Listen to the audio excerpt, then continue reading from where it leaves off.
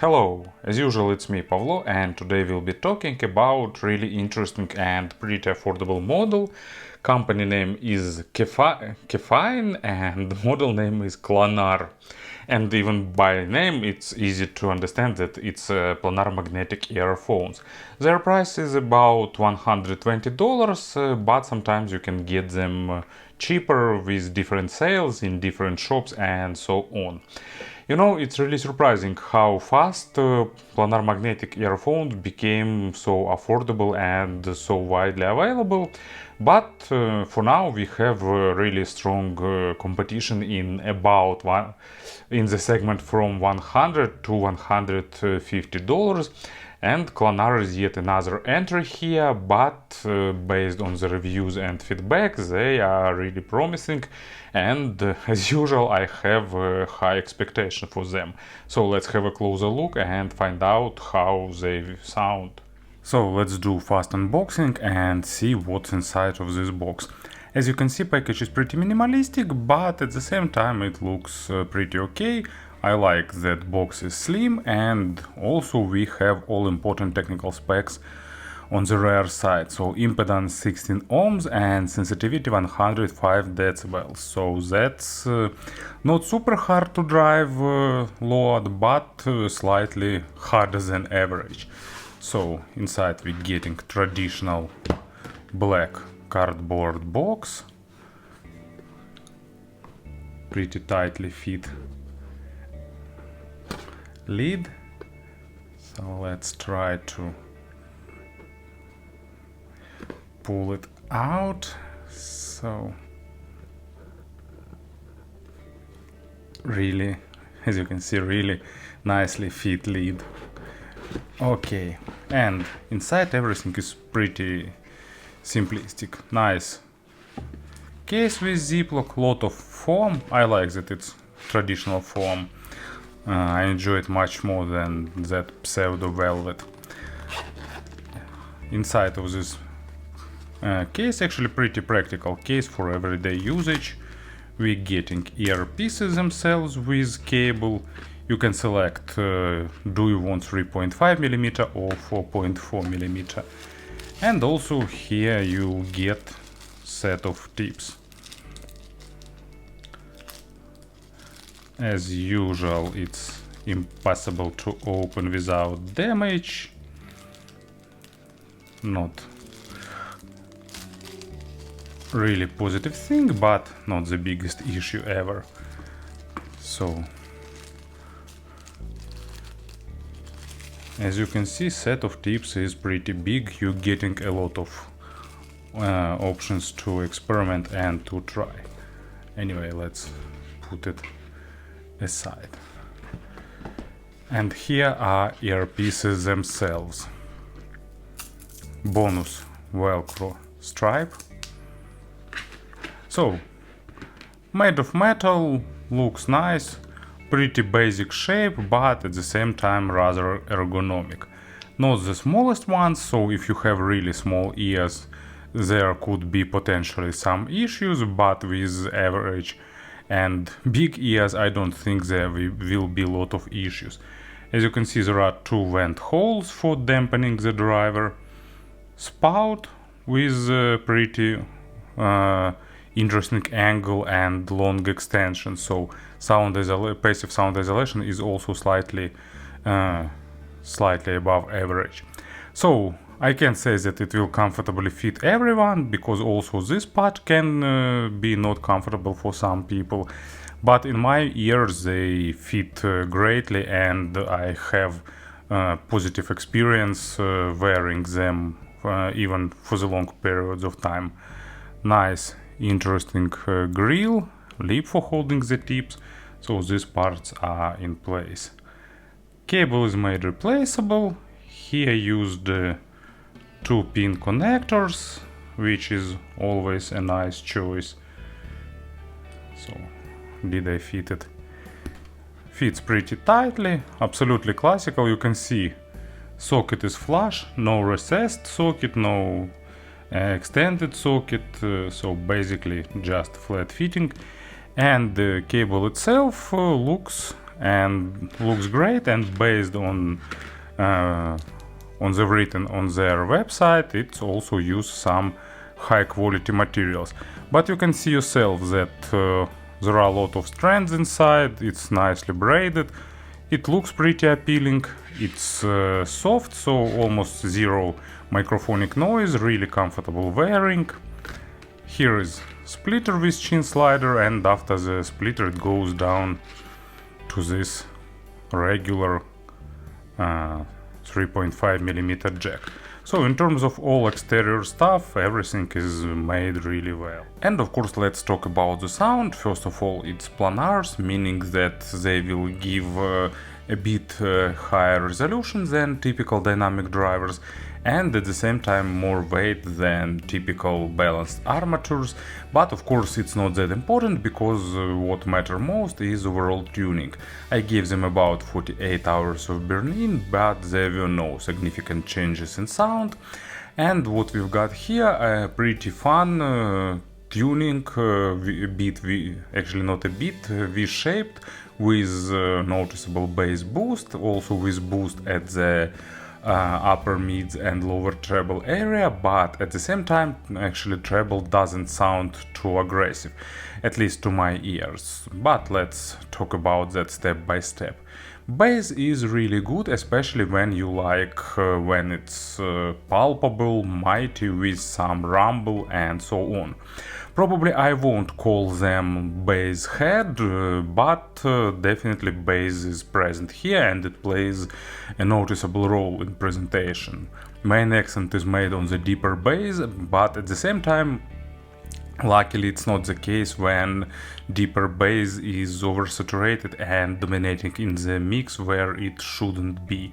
Here deep bass will be played when it's necessary, but when it's not necessary you'll get just the mid bass, and that means that instruments will sound more natural and less fatiguing. But at the same time, if you like something like electronic music or some pop music based on noticeable amounts of bass, you'll enjoy it.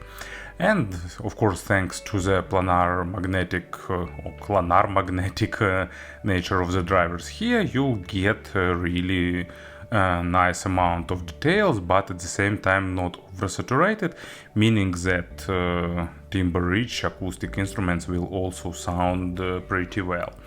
And I've got an interesting track as a showcase. It's Caravan Palace, track named Dramaphone. Nice wordplay here, and it's like classical mix of old swing tunes and a bit more modern dance-like beats, and both parts sounds really great. So you'll get nice bass punches and noticeable, palpable bass line, but at the same time vocals, that vintage samples and other stuff they use will build a nice contrast. So then mids are recessed, but actually thanks to the good resolution and the good balance of details and musical representation, mids are almost not suffering because of that recession. The only place where I can hear that it's some low male vocals. Sometimes they sounding a bit lean because they have like bass part in them, but a bit lacking that upper tones. But not with every track and not with every voice, so it's not like big issue. The rest of the mids are perfectly balanced between the good detalization and at the same time not sounding too fatiguing or too monitoring. Really good dynamics and giving you nice emotions, and when it's present in the record, also good distribution of weight without absolutely any problems. Accent at the upper mids gives you that sense of spiciness and aggression when it should be aggression, and also they built nice stage, actually not the most spacious one, but above average in width and above average in depth with proper deep layering, just not the biggest one, but at the same time they doesn't sound intimate or like congested. And example for the mid frequencies, it's David Chesky, the 13. So once David Chesky decided to record audiophilic hip hop and created, but another interesting experiment was like audiophilic recording of the ballet story. Actually, I don't know, was the real ballet based on this musical score. I just listen it as a musical score, and here we getting that sense of big orchestra with a lot of instruments, with that typical rhythmic ballet tunes and lot of instruments, and thanks to the technical nature of planars and properly built stage, you getting all that really nicely represented and rendered. Maybe bigger stage would be even more perfect here, but even with not the biggest one, we still getting really nice immersion into the music. Treble is accented, but at the same time it tuned to be sound not over energetic, not sharp, not fatiguing. It's not that level of, let's name it, comfort, where treble is recessed or absolutely smoothed or like cut. No, extension here is pretty nice, not the biggest one, but in general really good. Just a bit less of energy put in the treble area, but at the same time overall definition of high frequencies is pretty good, so you're getting pretty good overtone saturation, both basic and more complicated, but at the same time not sharp sounding on sibilants. But at the same time, if you're really treble sensitive, maybe it will be still a bit too sharp for you, but of course it's a subjective matter. For me it's like slightly less treble than I prefer, but it's all I'm also liking a bit boosted treble. It's also just another preference. And of course almost no layering here, but overtone saturation is good, so timbre rich instrument sounds really pleasant. And example, it's Living Scene, Emerson, Lake and Palmer. It's one of their greatest albums. Actually all their albums are pretty good, but Trilogy is one of the greatest. It starts with majestic tones, if I remember right, that instrument called mellotron or electric organ, but most probably it's mellotron or their combination, but anyway, sound in majestic intro, really interesting, and then typical Emerson, Lake and Palmer thing with a lot of different percussions going to the treble area, a lot of overtones, and all that requires decent treble performance, which this earpieces gives.